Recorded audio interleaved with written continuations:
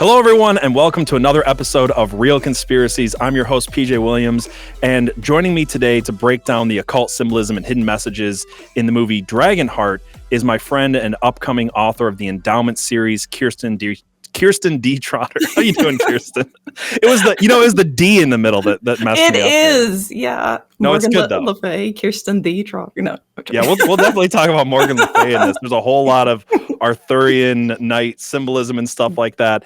And that was what was kind of fun. I mean, we're going to talk about your book later, but the way that I do this show is I always try to let my guests pick. And we were talking about your book a couple of weeks ago. I think it was actually just a week ago, actually.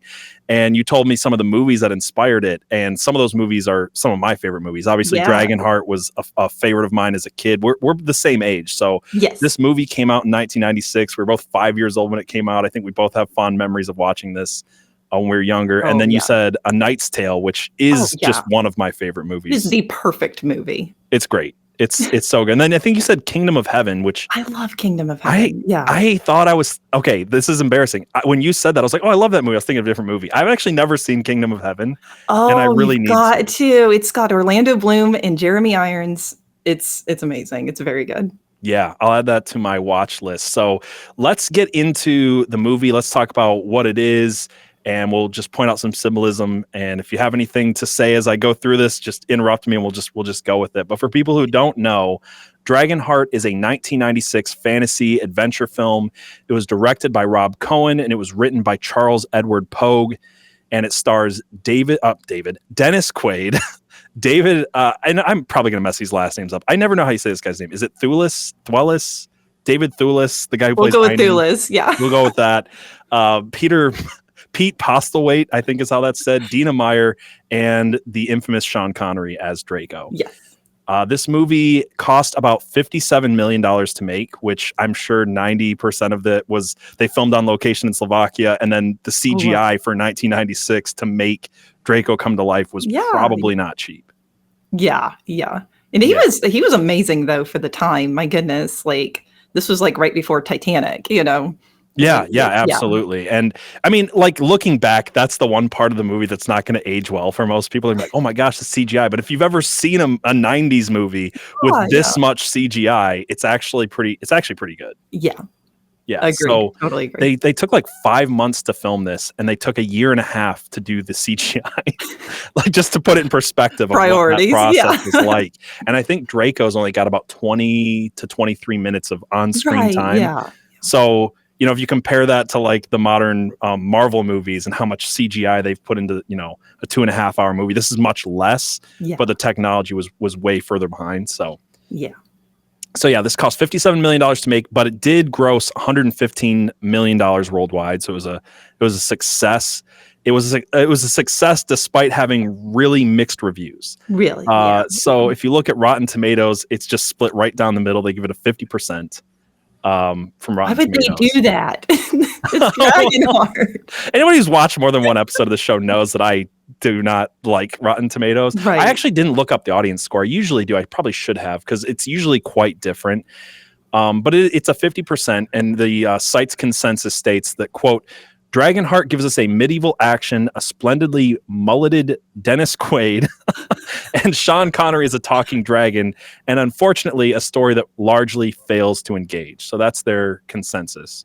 Hold on. We cannot just run past splendidly mulleted.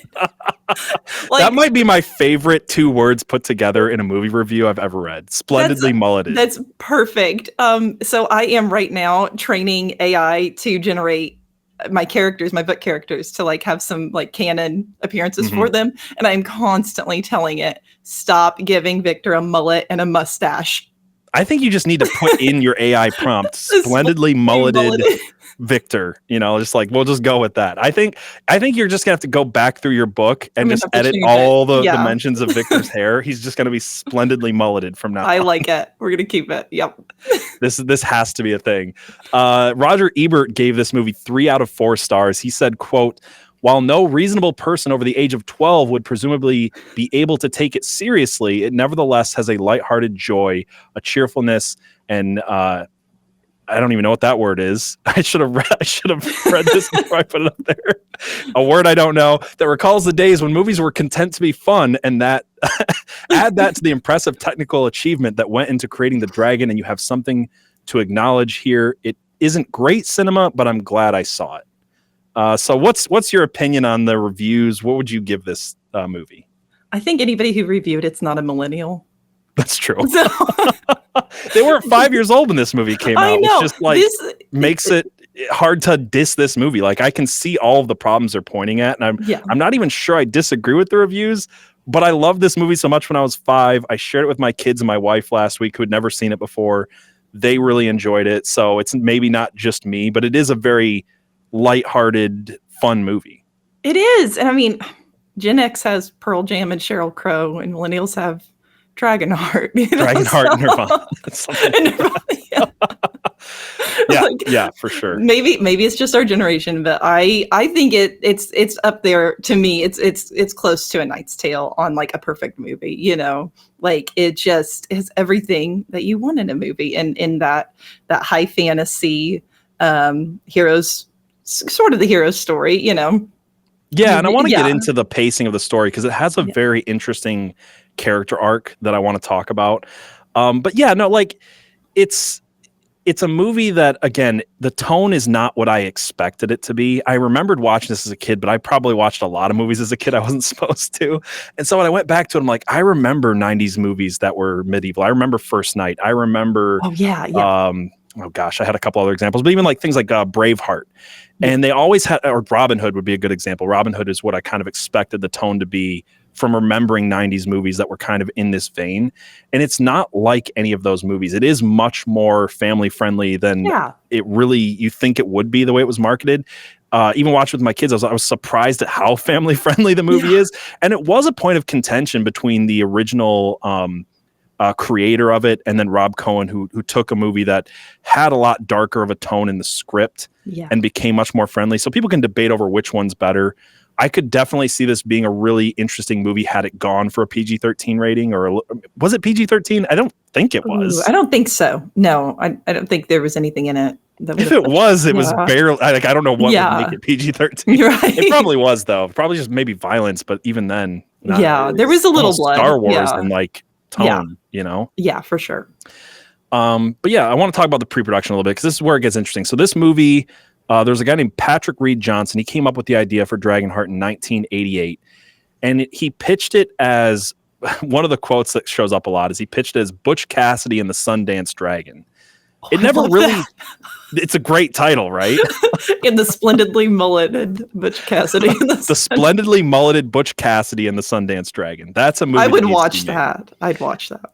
And what's interesting is, like, I see this same quote on the Wikipedia and on the IMDb, and it gets brought up in articles that he pitched it as kind of a Western, but he never actually says he wanted to involve cowboys, which is interesting. But the reason I wanted to bring that up is, you know, we're doing a conspiracy show here. And I forgot to get my screen ready to share before I did this. So let me pull this up. There we go. It's interesting to me because for people who are familiar with anything to do with dragons and cowboys, the first thing that's going to come up is the Tombstone Dragon. Have you heard of this? The Tombstone Dragon? No. So this is interesting. This happened in the Tombstone Epitaph on April 26, 1890. So Tombstone is famously the town where Wyatt Earp went there. Yeah, okay. And if you read this article, it's a real article. This is the picture from the article. It's not a great picture. It's 1890, though. So it looks like 5 dudes standing over a dirt mound that's supposedly a dragon. But it says, this is a quote from the article, it says, a winged monster resembling a huge alligator with an extremely elongated tail and an immense pair of wings was found on the desert between Whetstone and Hucana Mountains last Sunday by 2 ranchers who were returning from the Hucanas. The creature was evidently greatly exhausted by a long flight, and when discovered was able to fly but a short distance at a time.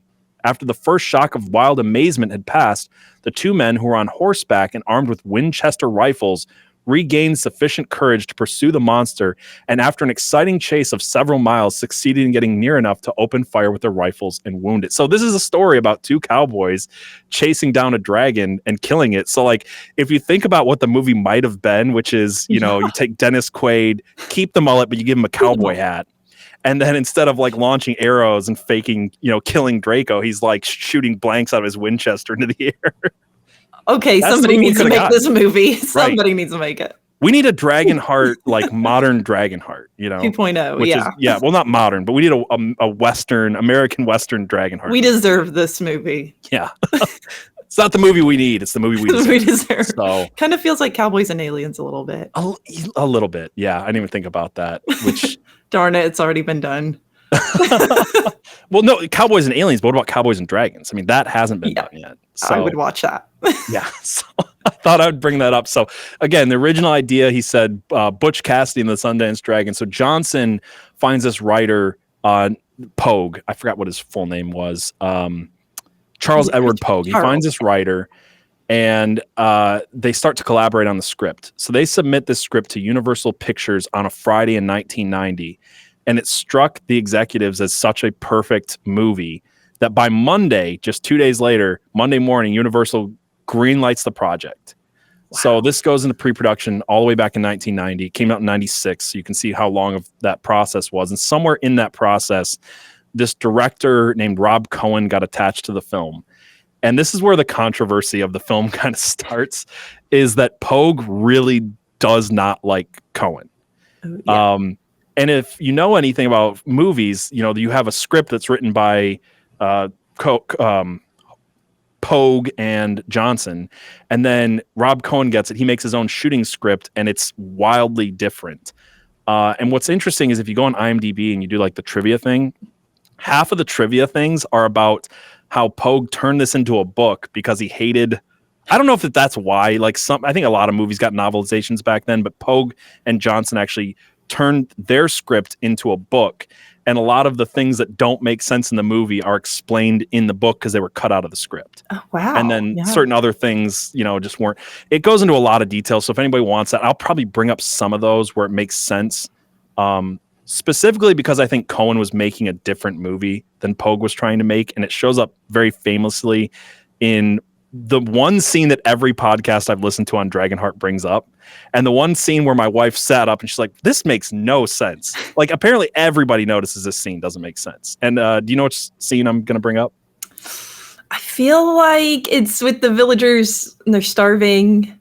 Yeah. Yeah. Well, explain the scene real quick if you remember. Okay. Yeah, they're trying to, Bowen and Draco, they've got this little fleecing scheme going on. They're going village to village, and they're trying to fleece the nobles, but really they end up pickpocketing the villagers because the nobles don't give them anything. So they end up going to a village where these people are starving. Like, they look terrible and they have these really crude weapons, and they are doing their scam where Bowen pretends to kill the dragon and save the village, and the water's not deep enough. So usually Draco would fall out of the sky with his, under his arm, the missile under his arm, and I'm dead, and lay and go underwater, come up, somewhere else. Well, the water's only about 3 feet deep. So he's laying there, and Bowen's like, drown, go. And he's like, I can't, and so the villagers all of a sudden are like, we're going to go eat the dragon. And they just chase after him. Well, the dragon gets out of there. So they turn around to Bowen and the two people with him. And they're like, oh no, we're going to eat you instead. Meanwhile, there's a bunch of pigs running around. Like an absurd amount of pigs. Yeah. Like not just a couple in a pen, like they're everywhere. And the camera at the beginning of this scene is dropped down. So you just see pigs at first, just everywhere. Mm-hmm.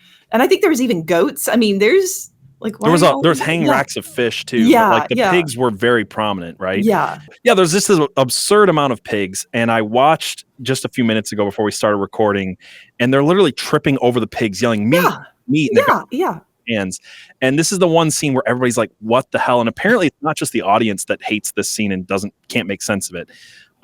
Pogue really hates this scene. It's one of and everybody did. So I have a little quote from Pogue. He says, quote, critical elements, talking about the script as a whole and how Cohen changed. He said critical elements were missing, things were replaced, and there was all this silly stuff like this village that's surrounded by 10 million pigs, but all the people are starving and yelling, we're starving, we need meat, let's kill the dragon, but they're surrounded by pigs. So I'm trying to find the logic here. I just didn't get that.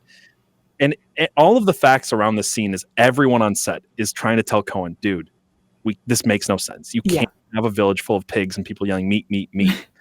We're hungry, we're starving, all of this stuff. And he was adamant, like absolutely adamant, this scene had to have 10 million freaking pigs in it.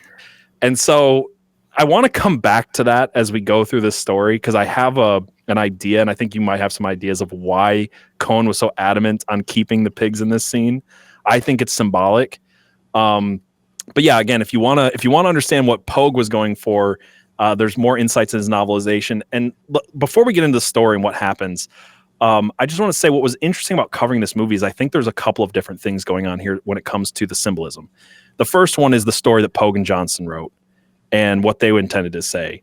The second one is that what they based it off of kind of comes prepackaged with a bunch of symbolism. And in all honesty, one of the conversations you and I were having on the phone earlier this week is like, there are so many things in our culture where I'm not even making the case entirely all the time, especially with this movie, that the writers or the director were intending certain symbolism, but that it's inherent in the fact that this comes from the Arthurian legends, and the Arthurian legends have their own symbolism in them. So some things that are based into Western culture that people are using for story elements, it's not even that they're intending it as much as it's kind of baked in. So sometimes it might sound like it's a stretch to put this symbolism on the movie, but I want to make the case that the symbolism is baked in because of the sources of the movie, because of things that are already kind of baked into Western civilization that we've never even taken the time to dive into and realize. And then the third one is that Cohen had his own vision for this movie, and that scene in particular is where I think his vision comes through.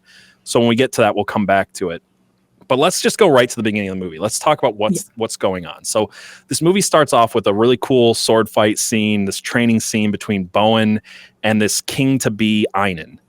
And what's your opinions of Einan, like right off the bat?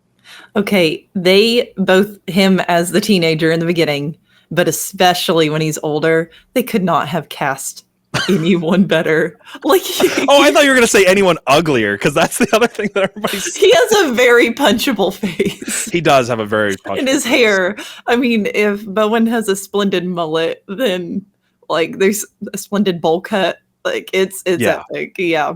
It's an epic bowl cut. It is maybe one of the ugliest haircuts in all of film history. It's so ugly that I didn't even realize Bowen had a mullet because it just didn't register in comparison to this whatever's going on with Einan's head. Have you ever seen the movie Outlaw King?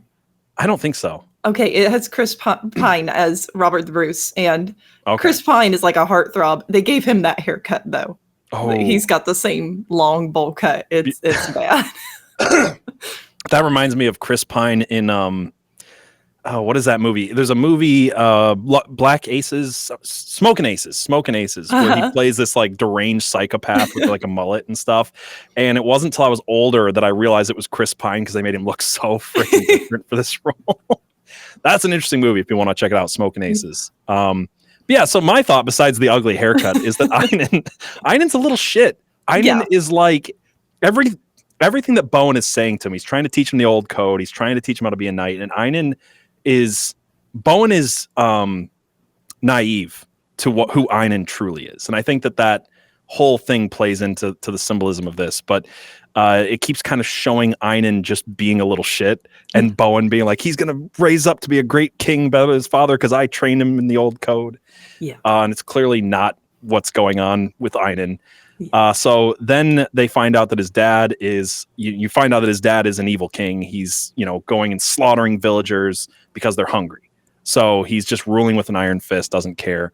And in this battle, Einan's father dies, and Einan, being a little shit who was now the king, decides he's going to rush in and slay the villagers. And this will be his first, victorious moment as king, and he'll be able to rule with an iron fist. He's showing that he's going to be just like his dad. And Bowen still doesn't get it. But in this scene, Einan is accidentally killed by a girl that we'll later know as Kara. It's funny to me because she doesn't she basically just walk out of her hut and like bump into him? It is the most anticlimactic death scene. He just all of a sudden like leans forward on a post that's got for some reason spikes sticking out of it, and he's like, ugh. I'm dead, just like right in the heart, just accidentally. And this should surprise literally no one who's watching this, who's watched other episodes of my show. This movie clearly has a lot of Gnostic symbolism in it, and that to me is the first one. And I'm going to be making the case throughout that this story follows a very specific story arc that is found in all Gnostic tales. In fact, you know what? I'm just going to bring it up right now before we get into it, and then I'll point out where it shows up, and we'll just like re-hit on it at the end. But it all happens in Bowen's story arc. It starts with, and this is something I looked up, is like what's the story arc of a Gnostic story, and how do you find it? And the story arc, just everything I looked up came up with these 5 things. It starts off with a initiation. It goes from initiation to disillusionment, from disillusionment to a Gnostic awakening, or I guess it's 4 things, and from the Gnostic awakening to a Luciferian self-empowerment. And so if you pay attention to Bowen's story arc as we go through this, I think that will come through. There's a couple of different things. I saw this movie for one thing when I first watched it, and then I watched it again and saw that there's kind of 2 things going on here. So I want to go through both the idea that this is talking about the kind of Nephilim fallen angel story arc on one hand, and it's also going through because on one hand, it's almost like this is saying, hey, this king who's created in the way that the Nephilim were bad. But on the other hand, it's kind of like shunting the blame onto Einan as a human and away from the seraphim fallen angel of Draco. Yeah. So we're going to go through all that symbolism, but the reason I wanted to preface that there's Gnostic symbolism is because Kara, by a lot of sources, is seen in this story as Sophia, as the wisdom character. Oh, yeah. As the female wisdom character. And the reason that's so interesting is because if you know how Sophia was in the Barbalos, she created the demiurge, who I believe is who Einan represents. She created the demiurge by accident, by having a thought outside of, I always call it a thought outside of marriage. The story is that the Barbalos is a bunch of male and female pairs, and she thought about something when her husband didn't give her permission, and that thought turned into the demiurge. The evil god of Gnosticism. So she has a thought outside of marriage. She accidentally creates the demiurge and then goes and tries to help overthrow the demiurge. And in the same way, Kara accidentally creates who Einan will become as this demiurge character by literally just bumping into him. She's got like the bucket on her head. She's all like ready to be a warrior, and then just ends up killing the like 2 kings die in one day, and the second one's just like, because he's clumsy. Yeah. So, did you have any thoughts on that before I move on to the kind of initiation Draco scene? No, I am like sucked in. I want to hear more about this. Let's go. Okay. So that's Kara. I think she represents Sophia. After this, we meet, King Einan's got a hole in his heart. And Bowen takes him back to his mother. And this is where we find out that she is a believer in the old code, and that she comes from a line of, seems like I might be reading a little bit into this, so tell me if I'm wrong, but it seems like she comes from a line of like priestesses who are keeping this old order with the dragons. It feels like very much like a witch line, Yeah. Which would be very feminine, It's never explicitly stated, but I would love to read the novelization just to see what it says about King Einan's mother. She seems like a mystic of some sort. Yeah, for sure. And she's definitely got a lot more knowledge than she lets on. So she's basically saying, look, my husband was a tyrant, and he was out there trying to kill all the dragons. Is kind of a big thing for him. So in a lot of ways, you could look at this as Christendom in the West, that Christendom decided that it was going to overthrow the Dragonic, Luciferian kind of seraphim fallen angel order. And that she's like, actually, though, if we go back to the old religion, we were at one time in harmony with the dragons. And I think that this thought is expressed throughout the movie pretty strongly as we go on. So she's kind of that old order. And she decides that she's going to take her son Einan to Draco, the dragon, and that she's going to do some kind of ritual to bring him back. And when she gets there, the first thing that Draco asks her is, can you see the stars tonight? And she says something that you can't hear super well, but it's basically along the lines of, no, it's cloudy. You can't see the souls tonight. So she's making the case right away that the stars are representative of souls, which is the truth by the end of the movie. They show that. And she gives her son Einan over to Draco to have a ritual melding of this kind of shared heart vessel thing. Yeah.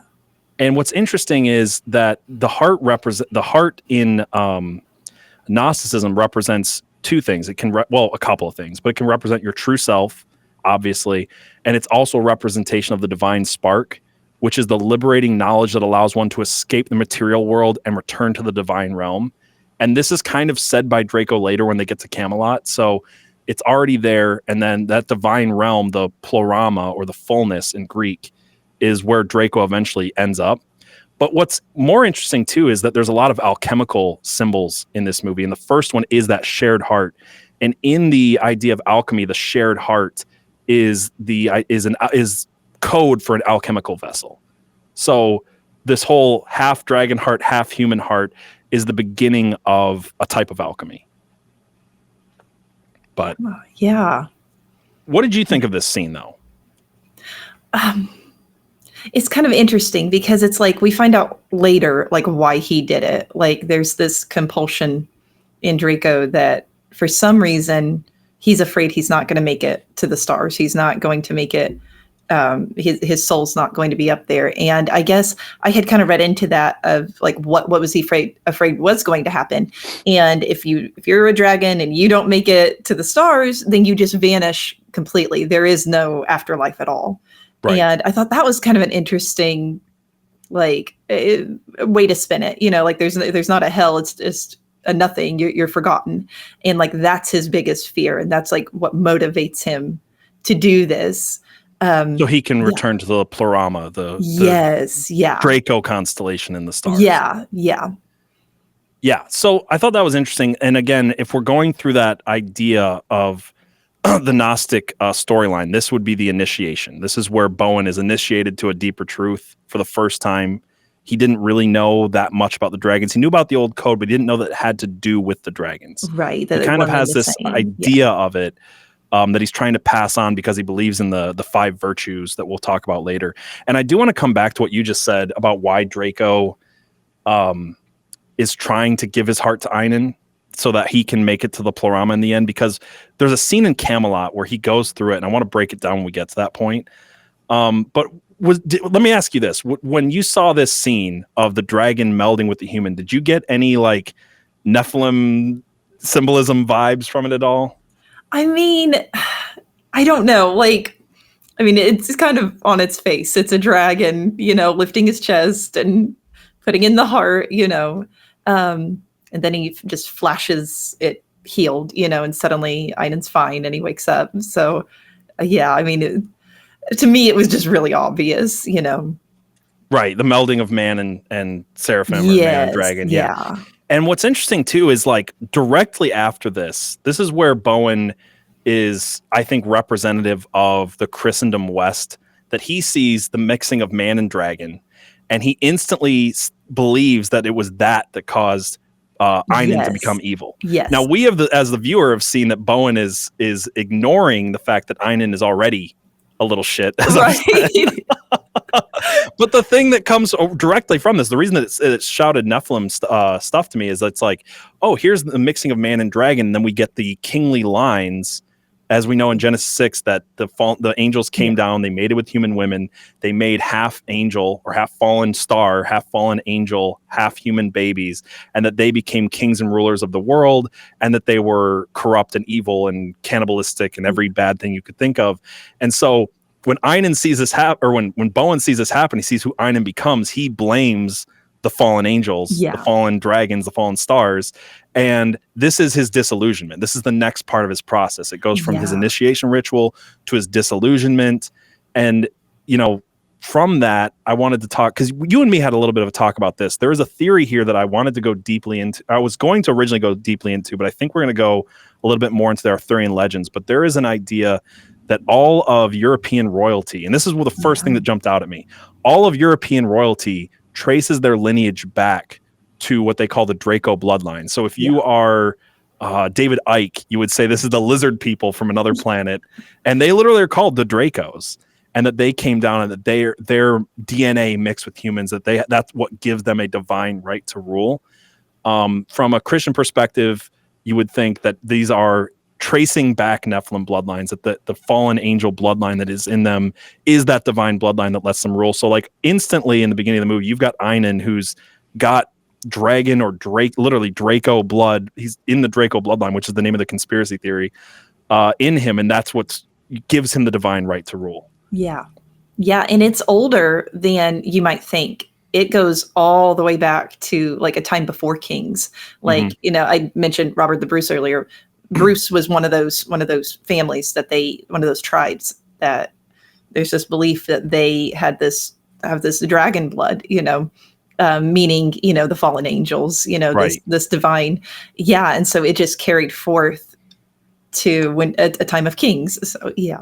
Well, and it's a time, and you said it's earlier, and I want to make the case in a little bit that it's like this antediluvian thing that's being brought back. Yeah. That's this before the flood thing. I mean, according to the Bible, again, like the Nephilim were on the earth and they were ruling in those days. Yeah.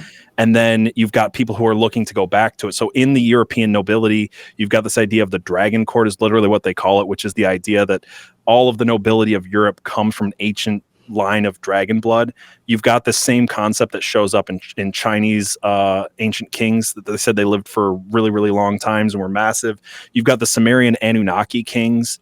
Why can't I think of his name right now? I always want to say Nimrod because I believe it's the same character as Nimrod, but the Sumerian one, blanking on his best friend was Enkidu. I don't know why I can't think of his name. Oh, right now. Somebody's yelling at me. Somebody's listening to this yelling at me right now. I know exactly who you're talking about. The oldest written book, Sumerian lore. We'll think of it completely gone from my mind. Right. Yeah. And he had his sidekick. How do you pronounce it? Enkidu. I can remember his stupid friend's name, and I remember that he's Nimrod, and now I'm blanking on his real name. But you've got that from the Sumerian idea that he was 2/3 God, 1/3 man. Yeah. That his ancestry comes from the Anunnaki. So like this kind of goes through all, and I know you've done some research into this stuff. What's your thoughts on like the European bloodline stuff and this conspiracy? See, here's what's kind of interesting about as time went on, especially like when Christendom expanded, is that I think some of the rituals and rules that they used in order to keep power and to build alliances and stuff, they would blame Christianity for why they would do it, Gilgamesh. Yeah, Gilgamesh. Yes, that's my gosh, yes. I feel so dumb. Somebody's like literally freaking out listening to this right now. It's Gilgamesh. Yeah, I deserve it, guys. I just have I have my Biden moments once in a while. So. I'm only 34, but I'm got those Biden moments. So. It happens. Yeah. Sorry, continue what you're saying. I'm glad it was going to drive me crazy until somebody thought of it. Yeah. Gilgamesh. Yeah. So to me, I feel like when you look at just the behaviors of and I'm really just speaking of like English royalty because that's where. Well, that's also what the focus is on here for sure. Yeah. Yeah. That's where Dragonheart said is you assume England, so it's like their rules for it. They would just blame their Christianity for it. It's like you can't marry somebody who's already been divorced, for example, and you can't a real strong focus on like virgin worship. It's gross. You know what I mean? Mm-hmm. Like it's these things, and they would dragons were attracted to virgins for some reason. Exactly, sacrificing, there, which is what and happens in Dragonheart is they go sacrifice Kara, right, and it goes spectacularly hilarious. But to me, it feels like as time went on, this maintaining the bloodlines, it's like, oh well, we're just gonna slap Christianity on it and it'll be okay, but it's like we can see kind of the grossness of it because a lot of times there'd be like ancestralness, instead of just maintaining the bloodlines. No, it's fine because we have to do these certain things to fit into this narrative. And you said slapping Christianity on it, and I believe that's what the Arthurian legend is, which I want to go into in a minute. But that is what Gnosticism is, by the way. A lot of people will get mad at the way that I talk about Gnosticism because they'll say it's an older thing, and I'm like, yes, I get that Gnosticism predates Christianity in some, in its own sect. But what I'm talking about is that they took Christianity and they made a Gnostic version of Christianity. Yes, there's a lot of different people. There's the Priory of Sion, there's the Cathars, there's different groups that believe different things. So I'm not always distinguishing between those because I don't have the time to go into like what each group believed. But the beliefs in Gnosticism are there from different groups. And what they did was they took Christianity and they started writing their own chapters of the Bible. They wrote the two different books of Thomas, and there was a secret, I think it was called the Secret Gospel of John. There was the Gospel of Mary Magdalene. There was a lot of these weird Gnostic texts. And they took this kind of ancient, what I believe is an antediluvian, the old mystery school religions, and then co-opted Christianity. And in things like Arthur, I think what we're seeing again and again is we're seeing symbolism that the adepts will understand and know, and that the most people will just assume is kind of vaguely Christian. Yes. And actually, in the Bible, Paul sort of addresses this because he does. I believe that's exactly what he's addressing. Yeah, and a lot of people will look at, and I can't remember the chapter and verse, but he says you don't need somebody to teach you once you have the spirit within you. You don't need somebody to teach you, further beyond what you've already learned. And I think what he was talking about is when, and I believe it was the Greeks that came in and they kind of co-opted. Well, also, I'm trying to remember which book that was, but he was specifically addressing Greek ideas in that book. Yes, exactly. In that letter, I should say. And he says, even if an angel comes to you and gives you a different gospel, to not believe them. And I believe that he was specifically talking about Gnosticism. The first reference of Gnosticism we have from the church comes from the disciple of John, and I'm blanking on his, Irenaeus. And his first thing was to say, these Valentinian Gnostics are heretics. And that's actually the first time we hear about Gnostics is also the first time we get the word heretics. The church definitely knew who these people were all the way back in 150 AD. I believe Paul was talking about them back in between 50 and 70 AD as well. Yeah, exactly. And it's like, it's going to sound just Christian enough, to fit this narrative, but it's not. To me, that's when you read like the book of Enoch, there's Enoch 1, 2, and 3. And 1 and 2, you can tell was written at a certain time and by certain people. And it's very obvious that the third one was written later, It's very clearly I think it's 250 or 400 AD in that time period Gnostic text. It's so different from the first two. But because of what we call Enoch 3, that's the one that the Gnostics love. That's one that the Freemasons like to reference as well. So yeah. So what's interesting, so after this whole thing happens, we start to get this idea of the Draco bloodline and this conspiracy that maybe all of England's, I was thinking to myself, is the movie pointing at the fact that England's nobility is demonic, is that they have this, Nephilim bloodline.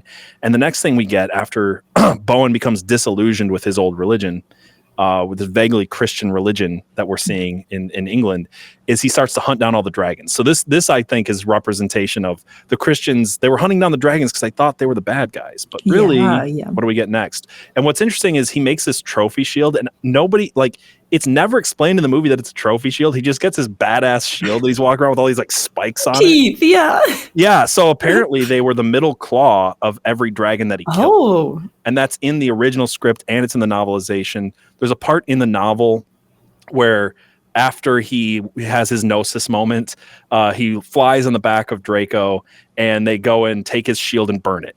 It's like symbolism of he's realized that these fallen star dragon beings are not the bad guys. So that's his gnosis moment. And that's represented, but it's not explained in the movie. So I thought I'd bring that kind of cool trivia up to people about the shield. So he hunts down all the dragons, starts them killing one that he calls the old one. In the book, it's a male. In the movie, it's a female for some reason. Yeah, it's like the last female and Draco ends up being the last male. Yeah. Right. So he meets Draco. He goes to kill him because he's still mad about what the dragons did to Einon. And they end up in this stalemate, this big stalemate. And this is where he kind of finds out that not only is Draco not evil, but he's a holder of the old code, the true lost hidden wisdom of King Arthur. Yeah. So I want to talk about King Arthur. This comes up so much in the movie. I think it's is it Galton, Brother Galton? Is that his name? Gilbert. Your apostle? Gilbert. Gosh, I can't ever freaking remember. Galton sounds way cooler than Gilbert, though. They should have gone with that. What's eating Gilbert's grapes? It's a great movie. So the first time you see Gilbert, though, he's riding on a donkey named Merlin, Yeah. and he's talking about the Arthurian legend, and it's all throughout. And there's this huge moment in Camelot that comes up later. So what I was saying too is like some of the symbolism, I'm not even sure if it was intended or if it's just because they're drawing from King Arthur. So I think it's important we take just a minute to just talk about King Arthur and like what that story represents, because I think most people know vaguely about King Arthur and the Round Table and Camelot and whatever, and then every podcast I listen to is on like, is King Arthur a real person or is he not? And that's like the only focus. And I don't think most of these people focus on what is just openly talked about amongst Freemasons, Rosicrucians, Gnostics. I actually listened to a Gnostic podcast this week all about King Arthur, and they're like, yeah, dudes, it's right here, this is what it's about. And like, it's an all allegory, it's all alchemy, it's all a textbook that the adept will understand that they're, symbolizing something. So I want to just go into that symbolism for a little bit. So let's start with who he is. So King Arthur is the bastard son of a guy named Uther Pendragon. Yeah. And Uther Pendragon is at war with another king. I forgot to write his name down. He's at war with another king, and he becomes infatuated with this king's wife. And he takes his wife as his own and creates a bastard half dragon son, right? Like, this is the story of the Nephilim in King Arthur. Did you read anywhere that some stories say that, and I don't know if he went to Merlin or a different wizard, but that Uther shapeshifted to go to her? Yeah. I did not hear that, but that makes a lot of sense. That he shapeshifted as her husband. Yeah. And somehow ended up with her anyway. Right. That's how just one story of how Arthur came about. Yeah. Right. So again, this guy named Pendragon sees a woman and he becomes in lust with this woman. It's the Genesis 6 story. It's this Pendragon guy sees this woman, takes her, makes a bastard son who Merlin then has to hide away because his adoptive father might find out that he's a bastard child and have him killed, and so he hides away. But Pendragon, let's just break this down. Pendragon literally means chief dragon. So we've got the chief dragon descending on a beautiful woman, creating a half dragon child with her. And Pendragon is also a name that the British royalty used to go back to this Draco bloodline concept. The name Pendragon, it was given to ancient British or Welsh nobility to grant them supreme or divine right to rule. So that whole idea that they were chosen by God, that they have a divine right from the angels to rule, is throughout all of English and Welsh literature, really all of European. But the name that they would use to signify that this person has a born destiny to rule is Pendragon, is chief dragon. They become the chief dragon. Yeah, so, it's the Augustus of England. Because that's like Emperor Augustus, that was a title. It means one who's crowned with the sun. Right. So, Well, and then that goes back to like, what are the shining ones we could talk about? Like all throughout, you've got this idea. It's used in different ways to say shining ones, which is another representation of angels. So they have this whole idea, they have this angelic bloodline going back. They'll later claim that King Arthur has a bloodline to Jesus. We'll come back to that in a minute. So it's a whole thing. It is a whole thing. There's a whole lot here, but again, like I'm not going to do a huge like detailed breakdown of King Arthur because that'd be its own episode.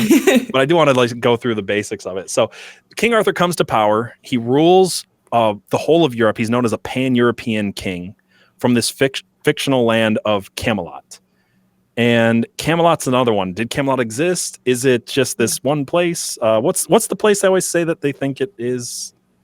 Something Shire, I forget. Glastonbury. Glastonbury, yes. Yeah. Okay. So I believe that Glastonbury might be the real Camelot, and there's like a whole. But again, I think that everybody's doing that's missing the point of the symbolism here. So Camelot is interesting because the Gnostics again see Camelot and Atlantis as the same symbol.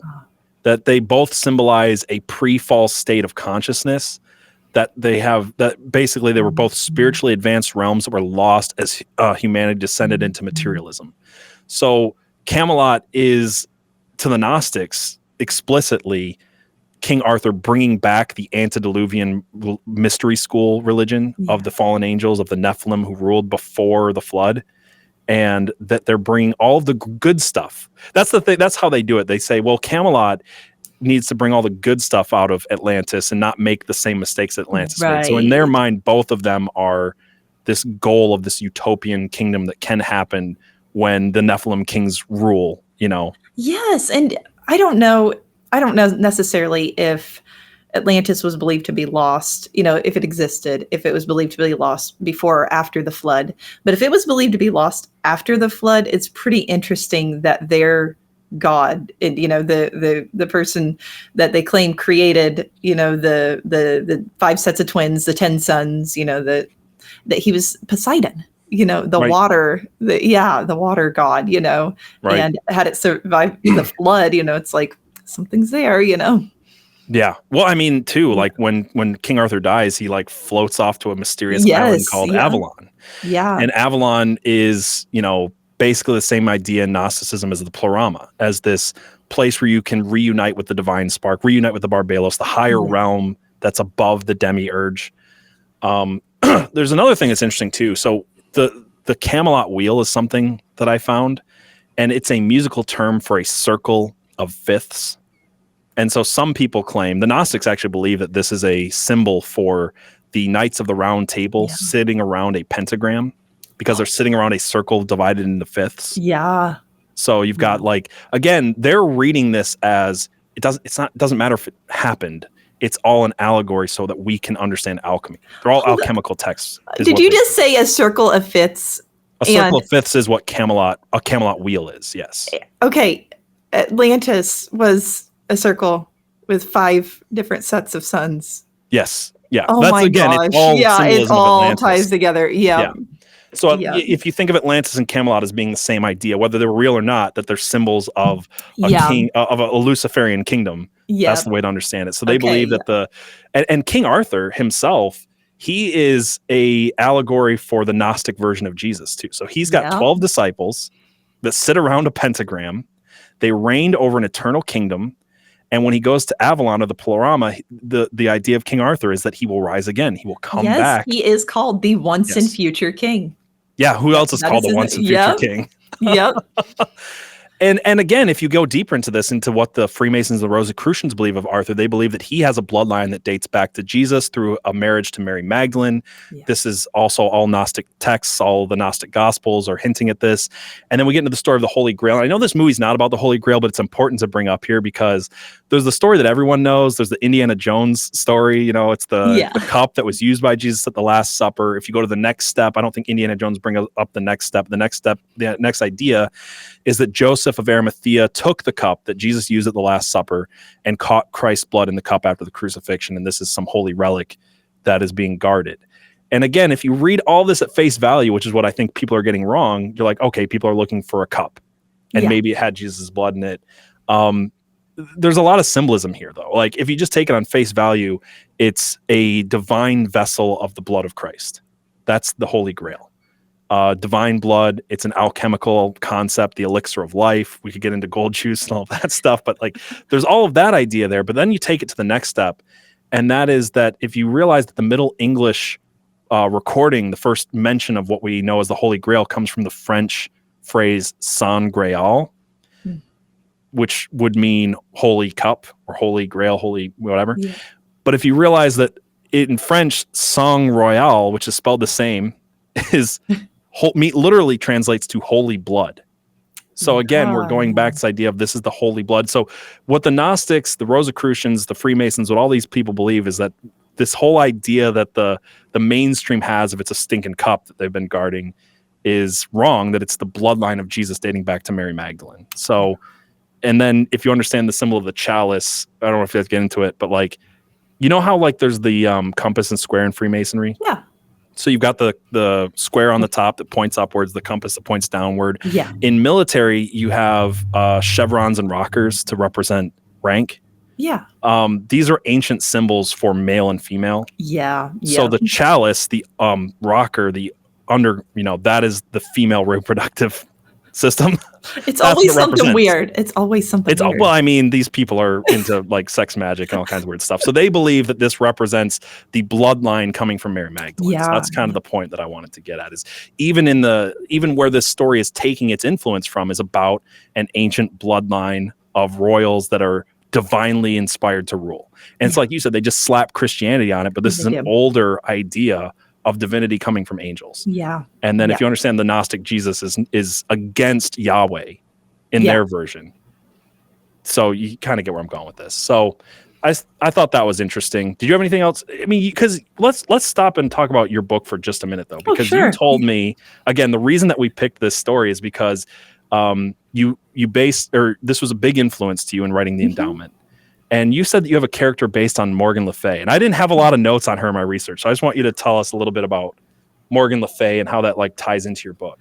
Okay, so similar to Arthur, you know, there's a million different stories. Sometimes she's seen as a sort of savior, that she is like similar to Merlin. Oh, do you need to pause for a second? Are you No, go ahead. I just was so, sharing the wrong screen. So no, I just you're have good. to change that. Okay. Yeah. So in some stories, she's seen as some sort of savior, like another Merlin. She's going to help. Yeah. Look at her. She's a little scary. That she helps him get to Avalon. In some stories, they don't get along at first, and then she helps him get to Avalon.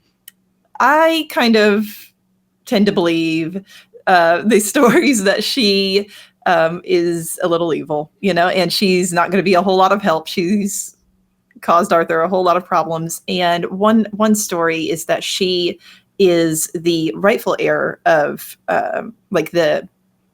Arthur was the bastard, so she's the legitimate heir, but she's a woman. So naturally, she wouldn't have been, you know, in old English, you know, succession, she would have been skipped over. And as they get older and Arthur is discovered, she's going to usurp him. And she's going to, so she starts working to have some military backing herself. And so it becomes this battle between the two half siblings.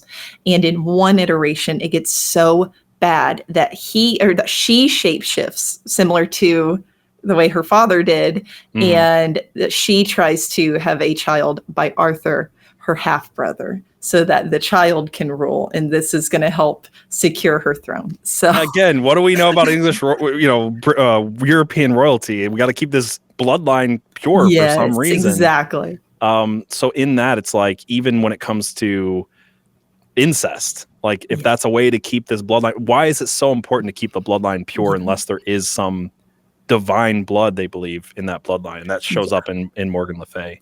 Yeah. So for me, whenever I was writing in the Endowment, a wicked queen, I could think of nothing more wicked than that. You know, shape-shifting to sleep with your brother. No, you know, it's horrible. So I just went full force with the aesthetic. My wicked queen is the dark hair. She wears the sexy clothes. She, you know, she's just this a is what handful. I find so gross about certain stories too, is like they'll take the most wicked things and then find a way to make that wicked person likable and lovable and all this stuff.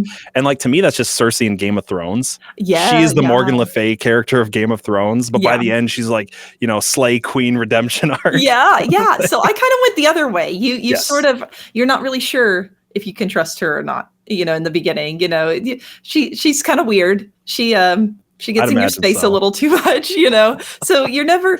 We see her interact with. I think we go through 3 or 4 different characters, sort of not necessarily their point of view, but kind of like how she interacts with them. They all have to sort of change theirself a little bit, be a little guarded around her, and you just don't feel good. Like, you're just like, something's wrong with this character. There is. Yeah. She lets you know at some point that there is, but I did. To me, it was like, I could think of nobody more you know, like it's scary, you know, culturally. I'm like, Morgan Le Fay, you know, and all of the trials with Arthur. I'm like, that'll work. That's what I will go for. So yeah. I also did that. I have a character. He's not even in the book. He's just mentioned, that I named Rafe. I named him Rafe because the actor Rafe Fiennes. Have you ever seen anything with him in it? He's the bad guy, like in Schindler's List. I told my husband, I said, "There's bad guys in Schindler's List." He's the extra bad guy. I was gonna say, I think like most of the people, he's the one that I could think of nobody scarier than that actor, and so I said, I'm gonna name a character after him, a scary guy after him. That'll work, you know.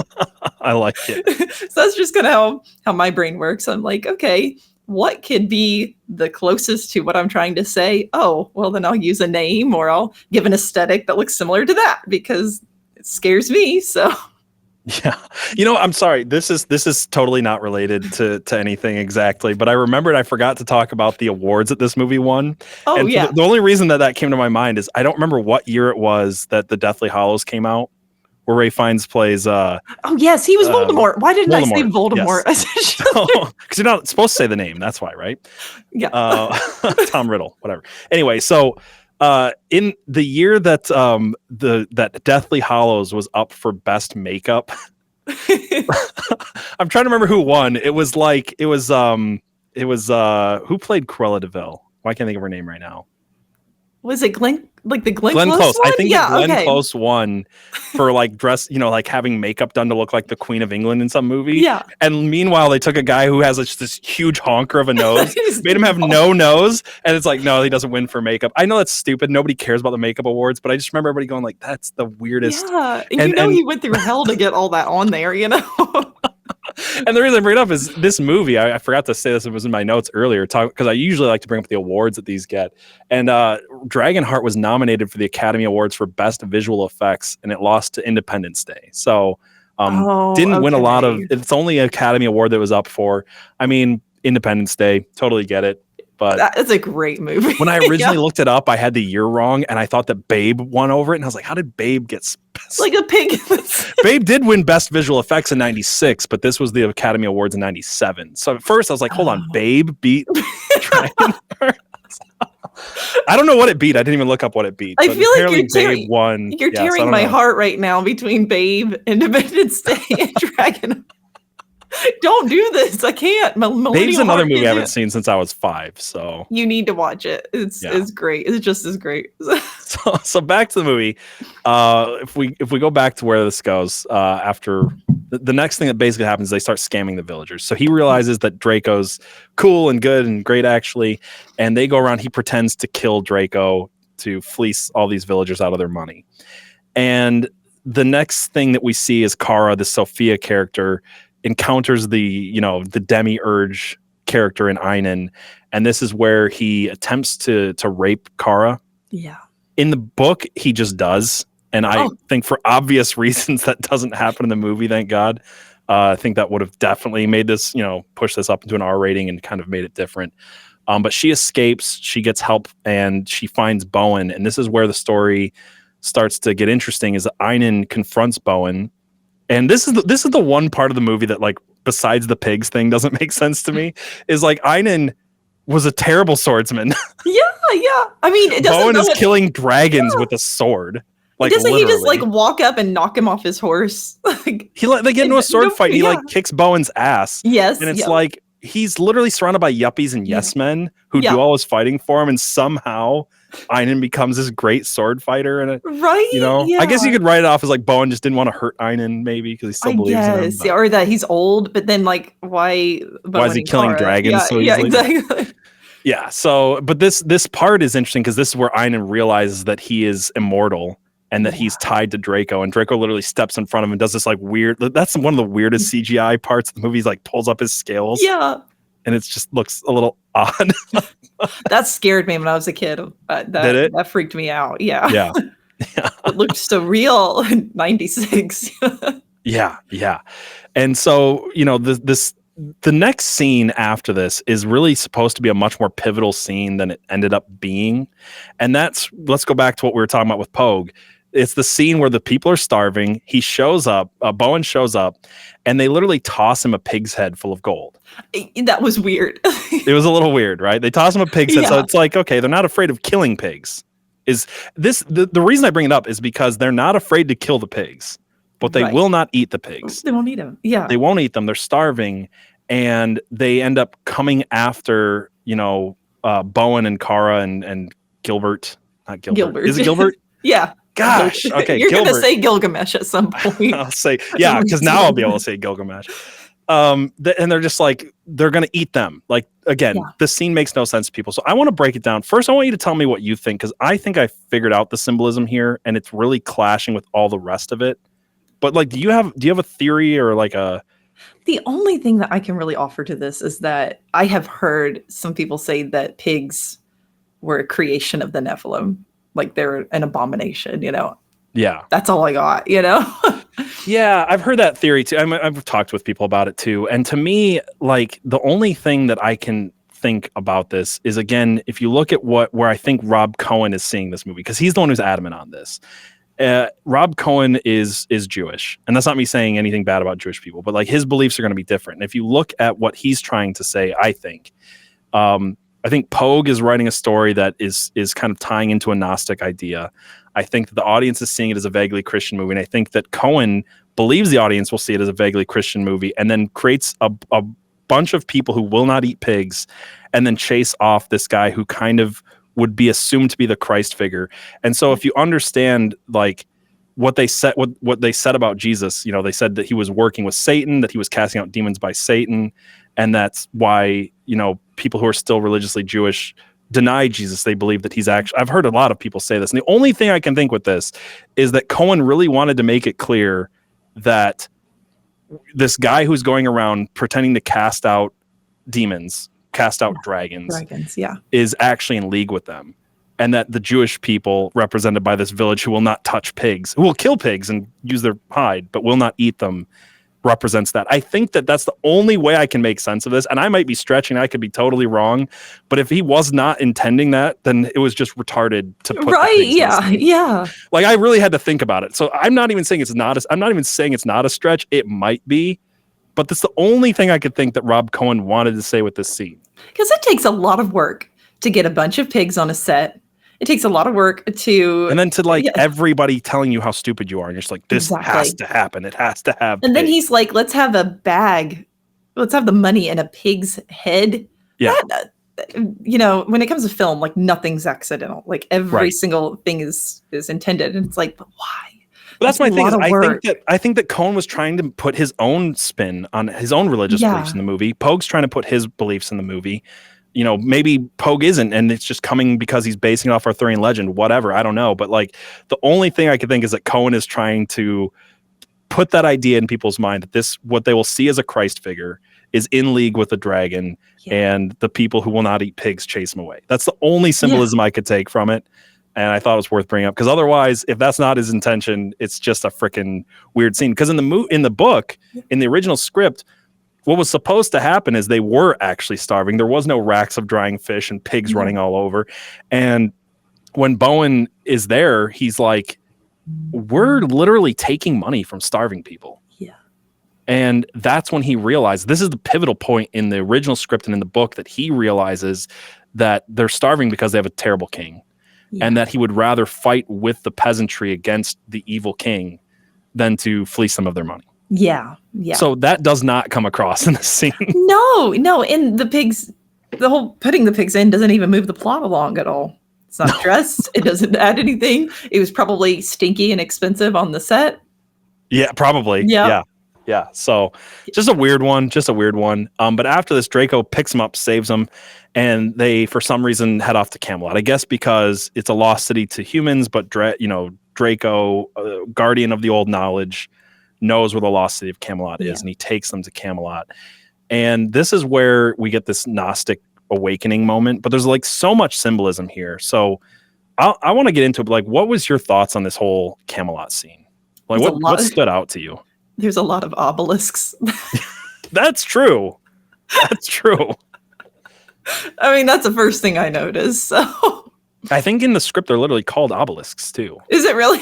Yes, that's what I had read. So it's interesting. But the first thing that happens is, like, you got Draco and he's standing there and he's reciting the old code. And I want to get into the old code in a minute, but he's reciting, he's kind of mumbling it, and then he goes, truth. Yeah. And he goes, that's the important one. Like, Draco decides truth. So again, going back into the symbolism of bringing the truth out to the people who have been deceived by this, by the Western idea of Christianity instead of the Gnostic idea of Christianity. Yeah. Like, that seems to, be there, like the light bringer, the Prometheus character. And he goes even deeper into this. But before I get into that, the old code is supposed to be this Arthurian code. And I know I said that the round table could represent a pentagram, but what is featured in Arthurian legend is explicitly pentagrams more than once. Merlin has Lancelot draw a pentagram at one point to do some kind of spell. But the most famous legend that involves the pentagram is probably Sir Gawain. Is it Gawain? Gawain, yeah. Gawain and the Green Knight. And Sir Gawain has 5 knightly principles that he lives by. He's Arthur's nephew. And those principles are generosity, courtesy, chastity, chivalry, and piety. And he wants to represent the 5-pointed knight's code on his shield, and he quite literally has a pentagram. And so I was trying to figure out if this was the same code of Gawain. The movie has it. Yeah. It does have a 5-pointed code, but it's not the same. So if you look through when Bowen actually recites the old code, he brings up valor, virtue, defense of the weak and helpless, truth, and wrath against the wicked. So it's another 5-pointed code. So there could be some symbolism there, but I just thought it was interesting. Oh, for sure. Speaking of which, Morgan Le Fay is almost always depicted with a pentagram. I actually had to work hard to find a picture that she's not. And that kind of goes back to sometimes. Isn't that the one though? Doesn't Lancelot like summon Morgan Le Fay with a pentagram? I don't know, actually. I didn't look that deeply into it. Yeah. But I mean, she, in half of the text, she's a helper, she's another Merlin, so it's like, oh no, but it's good actually, so she's kind of like the patron saint of like modern feminist witchcraft. Oh yeah, she is. She's very manipulative. Yeah. So Draco, again, he's up there. He's deciding that truth is the most important of the 5 virtues. And after he does this, he kind of tells Bowen this story. And he says, look, there was an ancient time where dragons took pity on man and they united with man. Yeah. And they taught them the ancient secrets. So you've got, again, both stories of the Nephilim here. They united with man. They created the Nephilim. They created the Dragonheart, like half man, half dragon, half seraphim, half fallen angel, half man. And then he taught them ancient knowledge. So again, you're getting the Lucifer, Prometheus story right from Draco here. And then his next line is very interesting because then he goes, well, then for some reason, we weren't all permitted to enter heaven anymore. And like when you read it from a certain context, it's like if you literally had a Azazel, for example, who was one of the watchers who came down and slept with women, saying, well, you've heard the story wrong. Really, we were giving them knowledge for their benefit, which again goes back to the Gnostic concept that Lucifer in the garden was the good guy. That's where all of this leads to. It's what Rosicrucianism believes. It's what Freemasonry believes. It always goes back to there, and I'm not making that up. You can just read it on their own texts and websites and stuff. Yeah. It goes right back to the snake in the garden. Always. It would be like gods. Yeah. Knowing good and evil. Yep.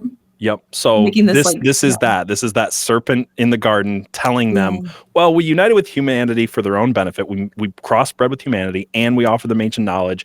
And then for some reason we weren't allowed into heaven anymore. So we have to earn our way back into heaven. Right. Yeah. Is literally in there. Well, and that's in the sort of the ending theme is that it's Einan was evil all on his own, and the giving of his, because Draco at this point is really scared that first he gave up his half of his heart because to make sure that he would get into this dragon heaven, right?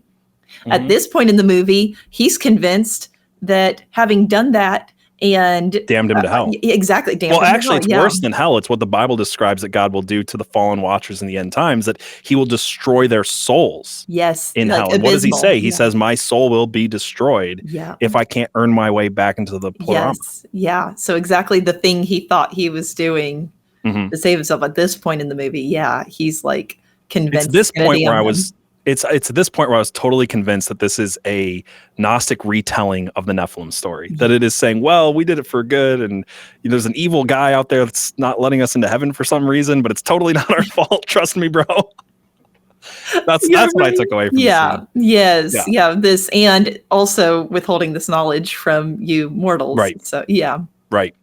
And this is where Bowen realized that he was naive to trust Einan. This is his Gnostic awakening. This is where he goes, oh, I believed in the God King, that was created by came from the demiurge. I believed in, or I created from the Barbalos. If you see Einan as the demiurge, this is where he's saying, I had my faith in him, but I should have had my faith in the archons, in the fallen star beings of the dragons. And he wakes up to that, and then he isn't ready to fight against the demiurge yet. but he goes to sleep and then he's woken up and he's called from the spirit of King Arthur into the middle of a stone circle, which if you know anything about that symbolism, you've got druidic fairy circle. Yes, yeah. Of a stone circle, and it's in the place where this legend comes from. So he walks into what's that big Stonehenge. He basically walks in the middle of Stonehenge. A spirit comes out and talks to him. And again, if you understand that these stone circles are where the druids would speak with fairies are the shining ones. They're another example of fallen angels. So he goes in and speaks to the royal bloodline of Nephilim in a stone circle, has his Gnostic awakening, and this is the point where Bowen and Kara decide to form a rebellion. And this is where Gilbert becomes a badass with a bow, which is one of my favorite like little comedic nods. I love it. Okay, so maybe it's not for everybody. Maybe it's not for everybody that all of a sudden the priest, is like an epic shot. Yeah. I love it. I love to see it in a book. I love to see it in a movie. Yep. And this is where we get the dragon. When the battle starts, the mom, who is, again, of this old order, she hires these dragon slayers. Yeah. And to me, like, if there's any representation there, it would be the archons. The archons are the angels that follow the Yaldabaoth or the demiurge to fight against the good angels that are not from Yahweh or the Archon or whatever. That's the only thing I could think of with them. And in the end, they realized the only way to defeat Einon is for Draco to lay down his life. So you've got this sacrificial, Lucifer would sacrifice himself for you and return to the stars. This is the apotheosis moment for Draco and his starry ascension. And the idea of an ascension from the divine spark literally to the stars is not just a concept in Gnosticism, it's a concept in Theosophy. They literally call it the starry ascension. So there's something there. Yeah. And this is where Bowen finally learns from the dragon that he doesn't need a king and he can rely on himself. So this is the final part of that. It's the Luciferian self-empowerment. So if we go back through the character arcs, again, if you follow the Gnostic character arc, I just want to see if this makes sense to you. So that is, I have it in my notes, but I messed it up. Is if you look at Bowen, you have initiation, which is disillusionment. Disillusionment, awakening, and then self-empowerment. Yeah. So I think it perfectly follows that. Yeah. That's again why I would say this is, kind of like the Matrix. It is that Gnostic tale. They never really tell you why Bowen ends up being the king. Like at all. Like they're just like, oh, we're gonna wrap up the movie. Bowen and Kara were led them for the rest of their lives or whatever. They were good leaders. And it's like, hold on, wait a second. Right. Like we didn't have a committee meeting on this. I still really enjoy this movie too. And I also want to say this because some people get upset with me. My wife did not want me to do this episode. She's like, she's like, we loved the Lego movie, then you ruined that for us. And I'm like, look, I'm not ruining it. I'm not even saying that this was intentional by the director, the writer, whatever. I think Hollywood's evil. I think you can enjoy a good story even if you understand where it comes from. And I think that the reason that these stories tend this way has more to do with the fact that Gnosticism has seeped its way into our culture so much that we don't recognize it. So my goal is always to point out and recognize where the symbols come from. And as a Christian to like, just to recognize it, just to know what it is and know that you're constantly by Hollywood being fed a drip drop, subconscious idea of God. That's what these movies all do over the course of time, is that if you see enough people who represent God as the evil person, you're going to subconsciously have that view of God. And I think that's why the Gnostics do this through Hollywood. But I'm not saying to not enjoy the movie. I said all this to say I love this movie. Kiersten loves this movie. It inspired your book. And I want to get into your book in just a minute. But one of the things that was cut out of this entirely from the shooting script was you brought it up, Bowen and Kara are the king and queen in the end. Yeah. But there's no romance. No.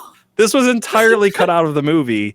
Much to Pogue's annoyance. There was some really touching moments between him and Kara before the battle and a few other times. There was a romance there, and instead you kind of like just assume that because there's a guy and a girl and they're both attractive and they're both together fighting, that they're, there's something romantic there.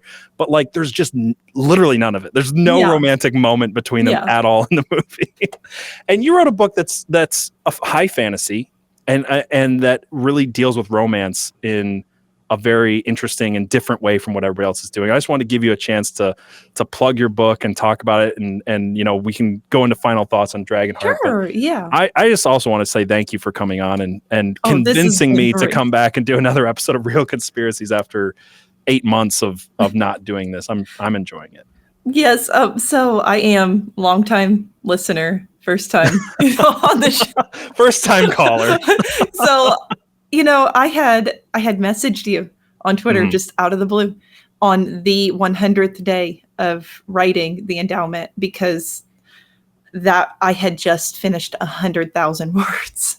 So, and if you're not a writer, that's a lot of words. That's a lot in 100 days. If you remember writing, a 500-word essay. The average novel is 100,000 words, and yours is much longer than 100,000 words. Mine just crossed 200,000, so it's growing every day.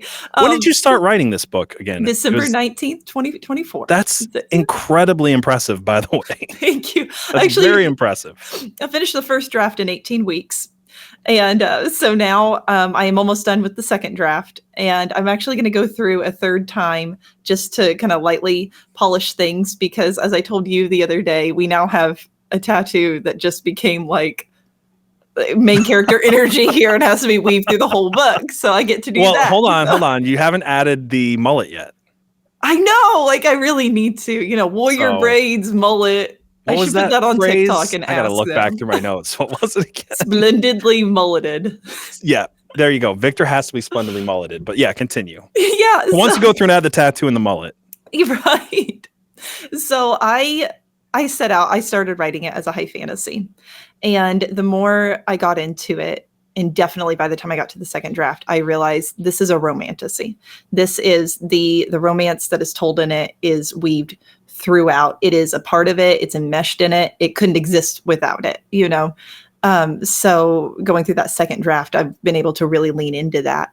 And what's kind of different than your typical romantasy, they usually follow the female's perspective. I follow the male perspective. So the book is a little over 600 pages long. And for probably 90% of that, we are behind his eyes. We do go into hers a little bit. That was really fun. I actually did. I had edited a whole chapter in her eyes the other day, and I was like, "Oh, this is different," So, but yeah, it follows the hero's journey. You sort of start off with this soldier who's running, and you don't really know if he's running from something to something. You don't really know. But we follow him all the way through the book. And he is, I don't want to use the word ascend after everything we just talked about, but he starts out as a lowly commoner soldier. He levels up. We'll just put it in the lit RPG language, because that's what I've been Thank you. Let's just use that sort of language. He levels up big time, and he finds out that he has an endowment and I chose the word endowment very specifically because in my book, I make a really big distinction between gifts given by the creator, God, Jesus. So gifts given by the creator and magic. And to me, magic is manipulation. And so magic wielders in the endowment, they're not good. And they don't do things. Even the ones that think they're being, doing things for good, they're not. It always comes with a price. Versus those who are endowed by the creator God to do things that sort of their different abilities. Victor can move the wind, like he can command the wind. And so it was really fun getting into like the physics of it and like, well, what could you do if you could move the wind? You could probably stir the sky. You could probably spark fire, because of, friction. And so just playing with that was super fun. And the whole point of him having this endowment is that the magic wielders have stirred up so much that we need a correction. We need somebody who is endowed to set things right. And so you just follow his journey from lowly soldier to he's entrusted to kind kind of put the genie back in the box, of what these magic wielders have opened up, and along the way, he does fall in love. He falls in love with somebody who's very, very important to the realm. So we've got a lot of political intrigue, a lot going on outside of just the arc of the story being, we've got to set things right in the realm, really complicated. So yeah, it's a very long book. I love what I've read of it so far. We've had so many conversations about what you're doing with it. I think it's very exciting. And, a lot of what I've done with this show has been trying to look at fiction and stories and what they really say to us, what they really mean, how they affect culture. And so to have these conversations with you, not just on this podcast, but just we talk, and to have these conversations about what fiction should look like, what we should be putting into the culture for the betterment of not just society, but like of our faith as Christians and things like that. It's so interesting. It's so important. And that's why I love that I've gotten a chance to start writing myself, but also to just meet other authors and to talk to you about this stuff. So if you guys want, go follow Kiersten. She's written this amazing book, The Endowment. I know we've had this conversation, so we don't know exactly when it's coming out, but it's coming out soon, guys. Where should people follow you so that way they can keep up on the updates and know when to get this book when it comes out? You can find me on Twitter. You can find me on Facebook. We're having a whole lot of fun over on TikTok. Let me tell you what, the Romantasy community is amazing. They are eating this stuff up. They cannot wait to read a book from his point of view. Something that's really important to me is, as I was working on the romance, because like you said, it's our opportunity to, inform the culture in like our worldview. And so for me, consent was number one. Like I was out there, I'm going to make consent sexy. And I think I did it, I think we got it, to where these things that are virtuous, are highlighted. Well, and making marriage sexy too. I know we've had these conversations. But so much of this is like, what about the pool boy? What about this demonic being and stuff like that? And instead, it's like, I think back to, Song of Solomon is this beautiful poem because it's talking about how glorious that romance is in marriage. Yes. Yep. And I think that's what you've done with your book. And I think that's amazing. Yeah. So that's kind of different than your typical romantasy, is they don't usually always get married. And I was like, let's see what happens, and it worked. Like I went for it and it just fit right into the narrative of the story, So yeah, I really think anybody's going to be able to enjoy it. But yeah, I got to say everything that I wanted to say, except the stinking tattoo that I've got to go weave back in. And the mullet. Yeah.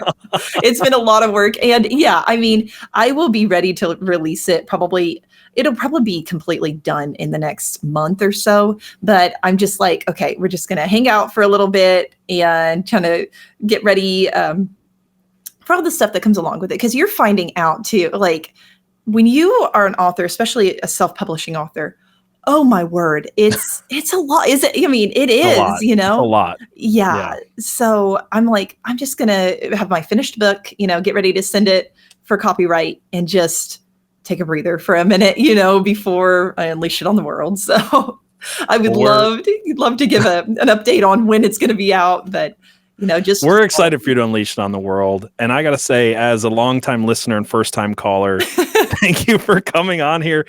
Let's make you a second time caller one of these days. Absolutely. Let's do another one of these. This is a very fun conversation.